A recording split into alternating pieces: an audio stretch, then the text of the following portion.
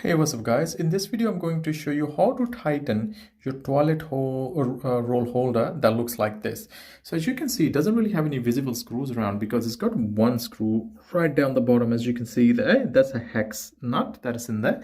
So at the moment, I've got it pretty loose. So I've already unscrewed it, and you would see that this is what it looks like from the inside. It's got like this mounting plate with two screws screwed into the wall, and then on the actual unit you would see that there's a nut right in the center, and then you also got this hex, like a spade screw there, which is meant to tighten it up.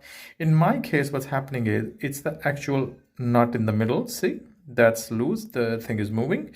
So what I'm going to do is I'm going to tighten up the center nut, and then we're going to screw it back on to see if that makes a difference. All right, so in my case it's a 10 mm nut, so I'm going to use this ratchet to just tighten it up. Okay, so I've just tightened it up with the ratchet as much as I could before I was going to strip the screws. But as you can see, it's got no more plane there anymore. So hopefully once I screw this the bottom screw in now, it should stop it from flopping over. And let's go back to the bathroom and install it again.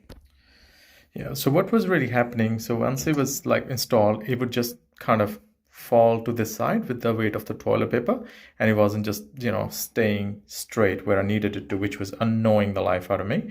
So hopefully now this would be all right. And now all I'm going to do is go down the bottom, use the hex key to tighten it up and see how it looks. All right, so I've got it tightened up, and as you can see, doesn't drop anymore, which is exactly what I want. It's always going to have a little bit of play in it like this because of it's not precision manufacturing, so there's always going to be little tolerances that weren't tight enough, so it's always going to have gaps. But for the most part, it's actually pretty good. I'm actually quite happy with that. So now I'm just going to tighten it up a bit further. Use the hex key. See if I can keep it in the frame.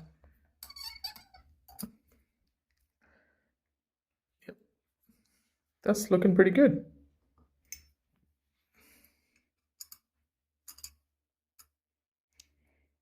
It makes it a bit difficult while trying to hold the camera with one hand. And also doesn't have the effect that the screws at the bottom.